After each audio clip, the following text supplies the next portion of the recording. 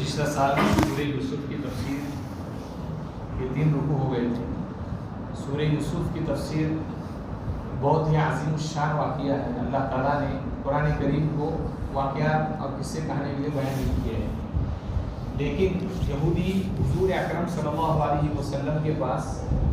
اس لیے آتے تھے کہ نبی اکرم صلی اللہ علیہ وسلم حضرت اسماعیل کے خاندان سے پیدا ہوئے، حضرت اسماعیل علیہ السلام کے خاندان سے، اور حضرت ابراہیم کی جو دوسری بیوی تھی حضرت سارہ، ان کے پیٹ سے پیدا ہوئے حضرت اسحاق علیہ السلام۔ حضرت اسحاق علیہ السلام کے بعد حضرت یعقوب علیہ السلام، حضرت یعقوب علیہ السلام کے بعد حضرت یوسف علیہ السلام۔ تو یہودی سوچتے تھے کہ یہ بنو اسماعیل یعنی حضرت اسماعیل کے خاندان سے آئے ہیں، لہٰذا یوسف علیہ السلام کا تذکرہ چھیڑ کر پتہ کرے کہ یہ نبی ہے یا نہیں۔ تو حضور کو پریشان کرنے کے لیے وہ یہ سوال 3 سوالات لائے تھے، اس میں سے ایک یہ سوال تھا۔ تو اللہ رب العزت نے قرآن کریم کے اندر اس صورت کو احسن القصص کہا کہ ساری دنیا کے قصوں میں سب سے بہترین قصہ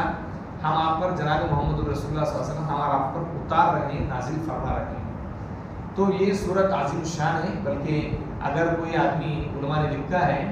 کہ مصیبت زدہ پریشان حال یا کسی تکلیف کے اندر آدمی پریشان ہے تو اس صورت کا بار بار ورد کرے گا تو اللہ رب العزت اس صورت کے پڑھنے سے اس پریشانی کو دور فرماتے ہیں۔ مختصر گزشتہ سال جو تفسیر ہوئی اس واقعے کو بیان کر کے آگے آیت کا ترجمہ کرتا ہوں۔ یوسف علیہ الصلوۃ والتسلیم سب سے زیادہ خوبصورت تھے۔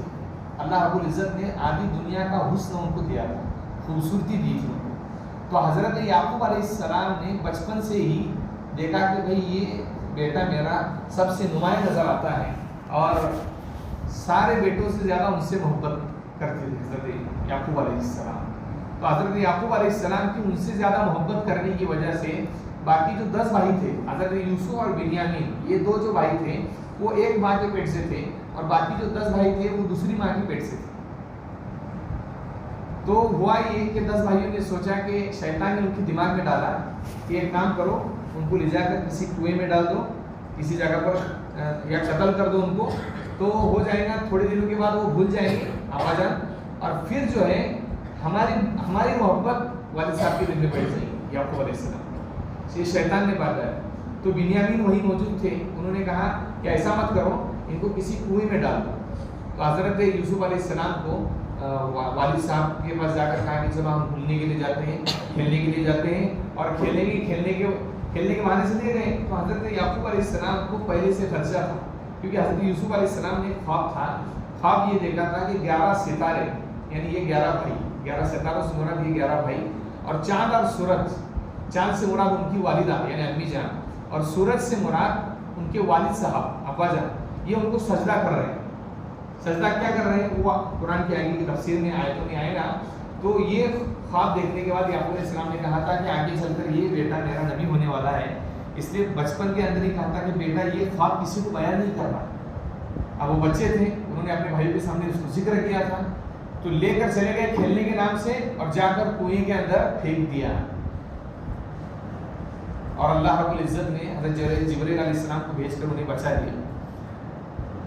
اور اتنا ہی نہیں، بھائی تھے آخر تو گھومتے تھے کنویں کے آجو بازو، کوئی آ رہا ہے جا رہا ہے، اور ایک بڑا بھائی جو تھا وہ کھانا پہنچا رہا تھا، بڑا بھائی۔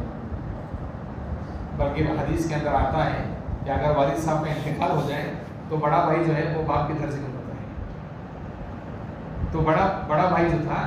وہ کھانا پہنچا رہا تھا، جا کر رسی چھوڑ کر اندر کھانا پہنچا۔ تو ایک قافلہ آیا، دیکھا کہ یہ قافلہ، تو انہوں نے ڈول ڈالا، نکالا، تو کہا کہ بھئی ہمارا یہ بھگوڑا غلام یہ بھاگ جاتا ہے بار بار، تو اس کو آپ لے کر جاؤ، کم قیمت میں ان کو بیچ دیا۔ پھر مصر کے بازار میں آئے تو جو مصر کے اندر جو عزیز مصر تھا،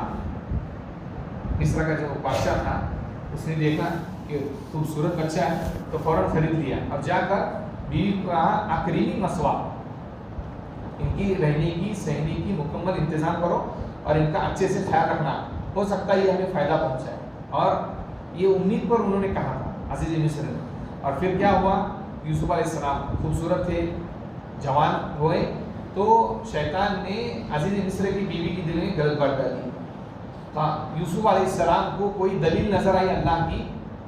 تو انہوں نے، یا حضرت بعض روایتوں میں لکھا ہے کہ یعقوب علیہ السلام کا چہرہ نظر آیا تو انہوں نے کہا معاذ اللہ، اللہ کی پناہ، میں اللہ کی پناہ مانگتا ہوں ایسے کام کرنے سے۔ جب یہ بات کہی تو وہ دور ہو گئے اور بھاگتے رہے۔ اب جو دروازے بند تھے، بعض روایت میں لکھا ہے کہ دروازے بند تھے، لیکن جیسے دروازے سے باہر نکلے تو سامنے سے عزیز مصر جس نے ان کو پالا تھا وہی سامنے سے آیا۔ اب جو ہے کرتا جو ہے پیچھے سے اس عورت نے پکڑا تھا اور کرتا پھٹ گیا تھا۔ اب وہاں پر ایک معصوم بچہ تھا، اللہ تعالیٰ نے اس کو زبان دی۔ 7 بچے بعض روایت میں آتا ہے یا 4 بچے ایسے ہیں جنہوں نے بچپن کے اندر بات کی، بچپن کے اندر، جیسے حضرت عیسیٰ علیہ السلام نے بچپنے کے اندر ہی بات کی تھی، پیدا ہوتی ہی تھوڑے دنوں کے اندر۔ تو بچے نے کہا کہ اگر یوسف علیہ السلام کا کرتا آگے سے پھٹا ہے تو یوسف نعوذ باللہ جھوٹے ہیں اور عورت سچی، اور اگر پیچھے سے پھٹا ہے تو یوسف جو ہے سچے ہیں اور وہ عورت جھوٹی ہے۔ لیکن یہ دیکھنے کے بعد عزیز مصر نے اپنی عزت رکھنے کے واسطے وہ اس عورت کو یوسف علیہ السلام کو جیل میں ڈال دیا۔ اور بعض مفسرین نے یہ لکھا ہے کہ عزیز مصر نے اس کو پریشان کرنے کے لیے کہ جو آدمی سے آپ محبت کرتے ہو وہ آدمی آپ سے دور ہو جائے، زندہ رہے اور دور رہے تو زیادہ تکلیف ہوتی ہے، اس لیے حضرت یوسف علیہ السلام کو جیل کے اندر ڈال دیا۔ اور حضرت یوسف علیہ السلام نے خود اللہ سے دعا کی تھی کہ قال رب السجن احب الی مما یدعوننی الیہ، کہ اللہ تعالیٰ یہ جو مجھے بلا رہے ہیں جس کام کی طرف، اس سے بہتر میرے لیے جیل ہے۔ وَإِلَّا تَصْرِفْ عَنِّي كَيْدَهُنَّ أَصْبُ إِلَيْهِنَّ وَأَكُن مِنَ الْجَاهِلِينَ، اور اگر آپ مجھ سے یہ چیز نہیں پھیر دیں گے تو میں ڈرتا ہوں کہ میں اس گناہ کے اندر پڑ جاؤں، وَأَكُن مِنَ الْجَاهِلِينَ، اور ہو سکتا ہے کہ نادانوں میں سے ہو جاؤں۔ تو اللہ تعالیٰ نے ان کی دعا قبول فرمائی اور عزیز مصر نے ان کو جیل میں ڈال دیا۔ اس کے بعد آئندہ سے جو تفسیر حکومت، یہ گزشتہ سال حکومت جو ہم نے تفسیر بیان کی تھی واقعہ تھا، اس کے آگے یوسف علیہ السلام جب جیل میں جاتے ہیں تو کیا ماجرا پیش آتا ہے وہ آپ کے سامنے بیان فرمائیں گے۔ صبح کے اندر سحری کا انتظام، مرکز کے چارٹ کے مطابق 5:16 پر سحری ختم ہو رہی ہے، اور 10 منٹ کے بعد یعنی سحری کرنے کے بعد آپ سوئے نہیں، چہل قدمی کریں گے تو فوراً مسجد میں پہنچیں گے۔ 10 منٹ کے بعد اذان ہے اور فوراً 10 منٹ کے بعد فجر کی جماعت کھڑی ہو جائے گی، اور افطاری کا جیسے سالوں سے چلتا ہے افطاری کا اعلان ہوگا، اور 10 منٹ کے بعد مغرب کی اذان ہوگی، اور اس کے بعد مغرب کی نماز ہوگی۔ دعا اللہ الحمد کما کان وصلی علی محمد کما کان وصلی علی محمد۔